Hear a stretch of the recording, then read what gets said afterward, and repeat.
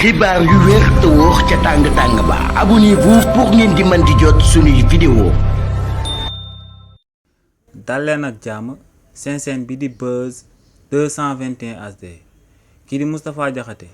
di ak personnalité politique bu kenn dootu présenté ci réew mi di Sénégal yëkkati na ay kàddu daal di xamal sénégalais yi que ne premier ministre bii di Ousmane Sonko démb lu mu dem ba Burkina Faso daal di seeti Ibrahima Traoré te kookee di akub putschiste li ni mel saaga la ci démocratie réewu Sénégal. kàddu yooyee kookee di Moustapha Diakhaté daal di yëkkati nag képp ku ci amal akub ñàngat di nga gis que ne kookee idéologie wu politicien 1960 yi la daal di yore te ñooñee ñoom ñoo daal di yàgga tardel réewu Sénégal ndax seen gis-gis yu bon ak yu flou si nga xam ne lépp ci tubaab bi lañ ko daal di jëlee. lu sabab lu tax ñu wax li ni mel moom mooy que ne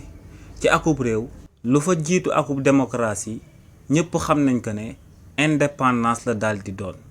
te lu leer ba am moom mooy que ne ba actuellement si ñuy wax nii lu ëpp ci réewu Afrique yi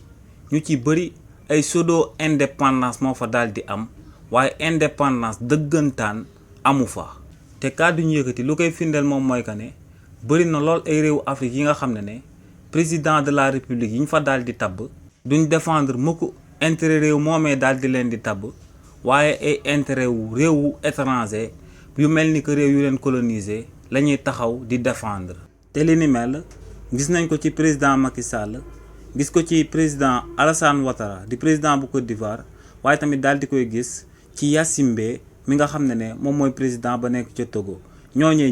ñëpp xam nañ ci àdduna bi que ne musu ñoo défendre duñ mës a défendre intérêt réew bu leen fal waaye réewu France président Macron la ñuy daal di défendre intérêt am ci seen pays yu leen fal waaye tamit fépp ci àdduna bi. donc lu leer ba am nag moom mooy que ne bu fekkee ne akub réew daa am akub président bi nga xam ne intérêt beneen réew lay daal di défendre ci biir réew moomee kenn du fa daal di wax démocratie ndax balaa démocratie daal di am faw indépendance bu ko jiitu daal di am ba noppi. te li ni mel la kii di Ibrahima Traoré Assimi Goïta ak Abdourahmane Tiani daal di comprendre te loolee moom moo sabab ñu daal di jël la manière forte jël seeni arme daal di dàq ay présidents yi nga xam ne dañ leen a tabboon waaye lu leen taxoon a jug ñoom moom mooy défendre intérêt réewu jàmbur. donc si li ni mel nag kum neex nga daal di taxoon ne ñooñee ay putschiste lañ waaye en réalité ci jargon panafricanisme ci bépp africain bu fier ñooñee ay révolutionnaire nga leen di daal di tuddee ndax dañoo daal di fekk seen réew am ñoo xam ne ay tubaab yu ñuul lañ toog ci bopp réew mi di servir ay intérêt tubaab ñu daal di jël seen responsabilité daal di leen fay jëlee par la force. donc li ni mel lu muy tekki rek moom mooy que ne Moustapha Diakhaté ak xeetu politiciens yu mel ni moom gis-gis gi nga xam ne moom lañu am ak conception bi nga xam ne moom la jeune africain yi daal di am jëmale ko ci naka la seen président yi war a taxawee xaajuñ bay bokk. te li ni mel nag moom mooy marque de décalage bi nga xam ne moom moo am actuellement ci diggante yenn politiciens old school yi nga xam ne dañuy taxaw naan la ay homme d'état la exercer naa fonction am naa expérience te ci li ni mel benn jeune mënu leen a gëm ndax seen gis-gis moom mooy gis-gis yu bon yooyu nga xam ne ñoom ñoo fi nekkoon depuis 1960 te mënuñu woon a jëmale Afrique benn pas.